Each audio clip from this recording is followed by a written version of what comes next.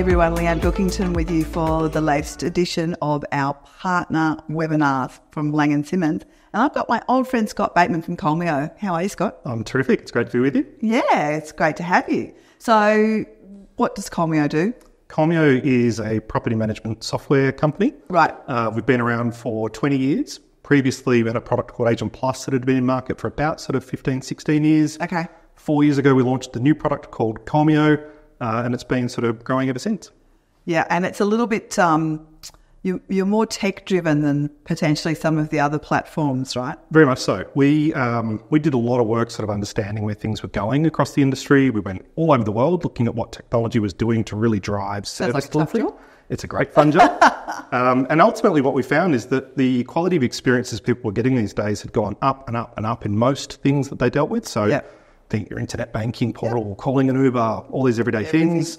For the most part, the technology that property managers were working on and that owners were using hadn't really kept up.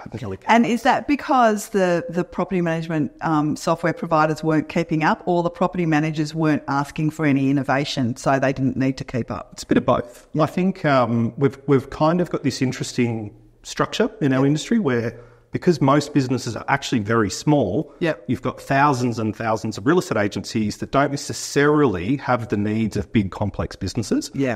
Increasingly the last few years, though, we're seeing more and more consolidation happening. People are starting to get a bit more connected to the technology. And, of course, we're seeing a new generation coming up that's only ever grown up on great technology. And then they'd come to work and say, well, now it feels like the apps that I'm working on are from 10 years ago, 15 years ago.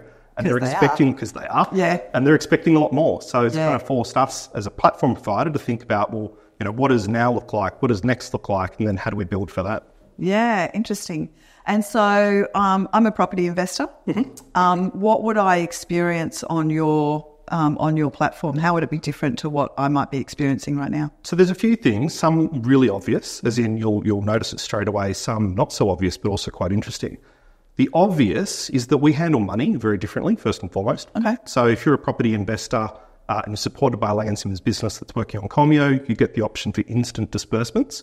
So this is particularly helpful for people that are using an offset account or something like that. As soon as the money comes in and clears, it does what it needs to do and automatically exits and goes to the owner. Okay, so we don't have to wait for the end of month rather. Spot on. Yeah, Spot right. on. Okay. More safe, more secure, more flexibility, doesn't cost the renter anything.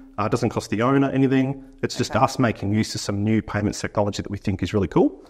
Secondly, you'll find the owner experience, the owner portal is really helpful. So all the normal information you'll be looking for around, you know, statements and when have I received my rent, what maintenance is being done, who's my property manager, has the whole kind of financial picture tracking, all of that lives in the owner portal as well. Right. And the thing's quite different with ours to many is that if you've got multiple properties around the country, you can log in through that portal once and consolidate it all to see it in one place, which is brilliant. Yeah, that's cool. Yeah. The next part, though, the not so obvious, is the way the system works to improve the outcomes for the owner, but it's not necessarily in front of the owner. So here we focus on things like, you know, how long does it take a property manager to get a thing done? How does the property manager know what the most important thing is to do? How do we shorten the time that it takes to do maintenance? How do we put a safety net around things so that, you know, work doesn't get missed or fall behind or anything? So there's a lot of management reporting built in as well. So some very obvious, some not so much, but fundamentally should improve the experience that an owner has. Yeah, right. And so AI, I'm sure, plays a fairly big part. Very much so. Yeah. It's I think we're at the start of this next kind of big leap in terms of data. Yeah. One of the things that we've done, which is quite different, is that Kolmeo is a full breadth product. And that might not mean a lot to the average owner. In most real estate businesses, you'd find property management is done on effectively 6 or 7 separate bits of software. Oh, okay. Kolmeo goes for as much of that as possible. And the reason that we've done that is that it means all the data lives in one spot. And increasingly, we can build more predictive and more sophisticated data models that drive better outcomes.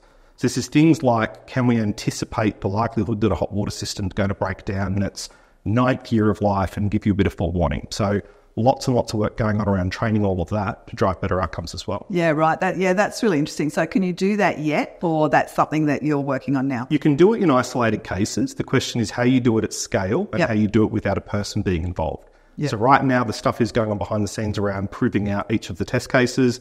The next few years is how you kind of unleash that across hundreds of thousands of properties. Yeah. And then how we gather bits of data across all of these properties to discover the things that we wouldn't even necessarily know to go looking for. And that's kind of the next frontier in terms of that insight. Yeah, that's really interesting because it's not about reading the manufacturer's warranty saying we expect this product will last for 10 years. We can tell because we've got hundreds of thousands of properties that actually 7.5 years. Correct. And you need to expect. Yeah. So as a property owner, you can just budget for all of those things, right? We found there was a really interesting example where we found something we could never have predicted.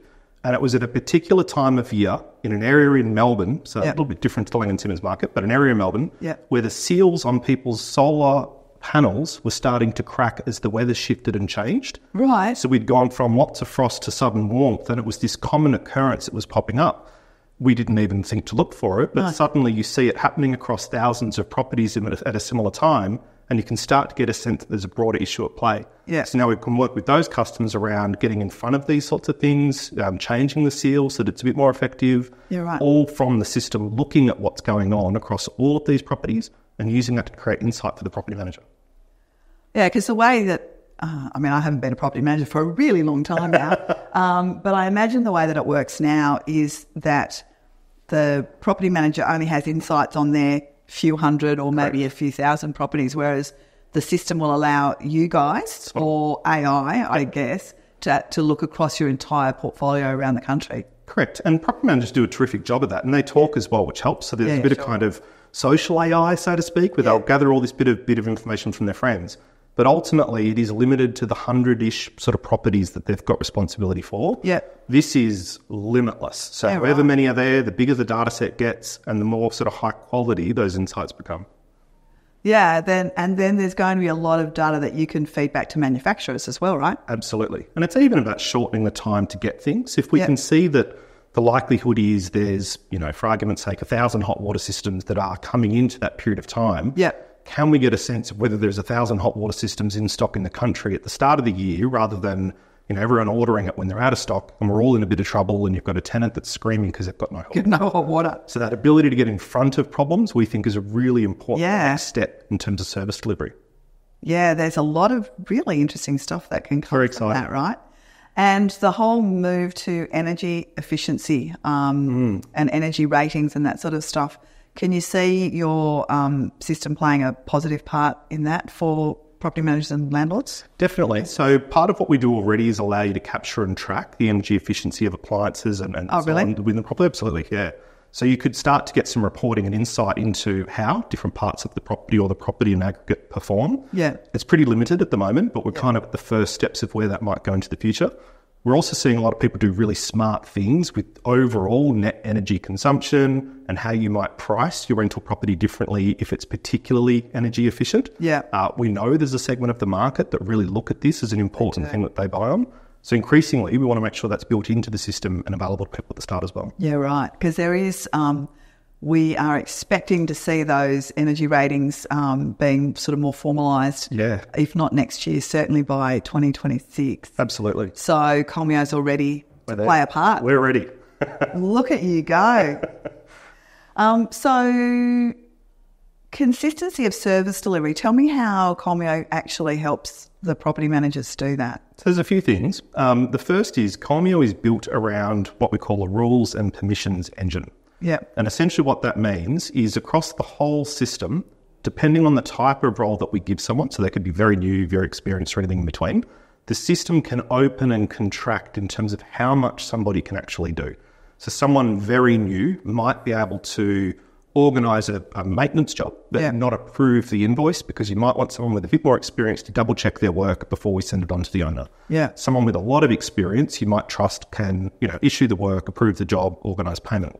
The system can be configured at the touch of a button to increase what a person can do or reduce what they can do so that we kind of save them from themselves, so to speak. Yeah. We've seen instances in the past where property managers might mean really well, but they've accidentally approved something they shouldn't.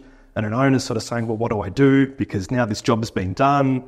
Is this my cost or is it the agent's cost? And so on. So the first thing it does is stops all of that, which is great. The second thing is that there's a series of workflow checklists that are built into literally everything a property manager does. Right. And we think of this like job karaoke. You just follow the bouncing ball. Yeah. So there's a checklist that's built in. It's customized by the business. So it's designed around their rules and how they want something done. Yeah. And you can't advance to the next step unless you've ticked it off. Spot on. Yeah, right. So that's fantastic for compliance and awesome for new people. Absolutely. We've also just released a new compliance section, funnily enough, which is very exciting. Went out in the last week, which we're very excited about. Yeah. Obviously a hot topic at the moment. Literally every single piece of compliance is built into the property within the system, and it will automatically prompt the property manager to get involved, validate that the work's been done, validate that we've got the certificates on hand, that it's all been updated. And then as soon as that's been done, the system snoozes that process and it kind of kicks back in again when it's due to focus on again. Yeah, right. So we keep the owners safe and make sure everything's going right for them, and you're not relying on the property manager to have to remember because they're busy. Yeah. And the system's just paying attention to it in the background. Yeah, right. So what are you seeing that's new coming into the industry? What's the horizon? Because I know you're always looking ahead at what's going on. That's kind of what you do. What are you seeing? There's a few things. I think the one thing that I'm particularly interested in is the effect of the build-to-rent model coming to Australia. Yeah. And that's for a number of reasons. On one hand, I think it's excellent to see how differently a group with a bit of scale thinks about how they might do property management. Yeah.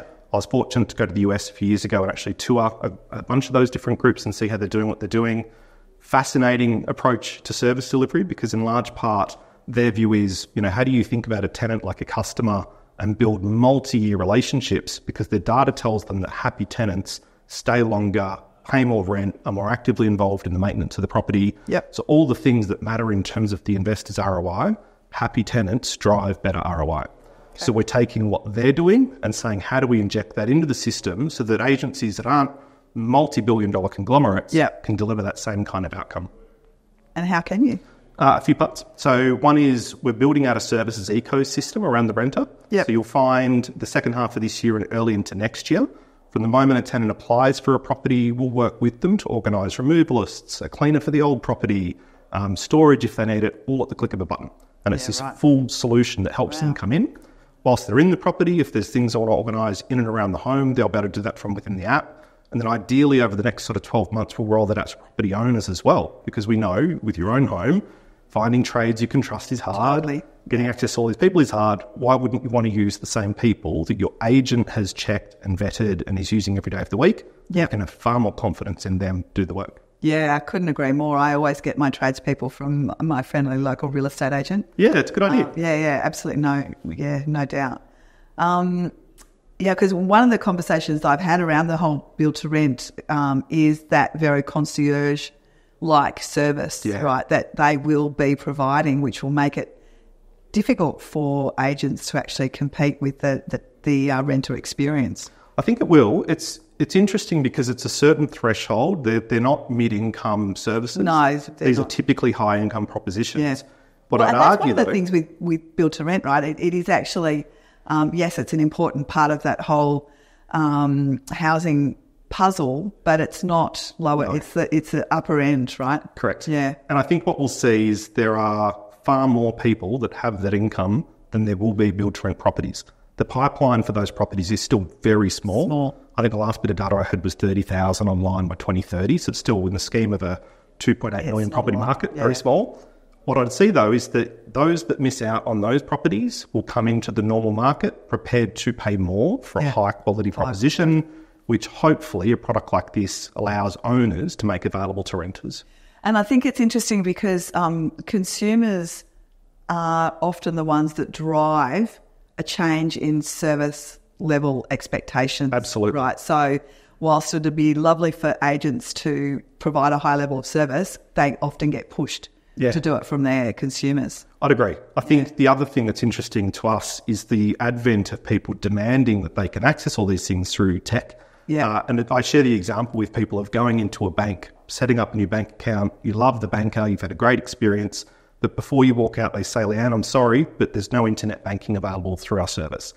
As good as the service was, I reckon 99% of people are like, thank you, but no thank you. Yeah. We want immediacy. We don't want to have to call someone to get a thing all the time. Yeah. But we also want to be able to call someone when we need to have a serious conversation or do something a bit more meaningful.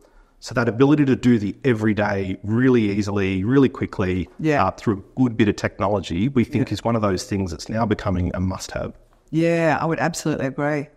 Wow, there's a lot going on. It's a busy time. Exciting times. Thank you so much for coming in and sharing some of that. My pleasure. Thanks for having me.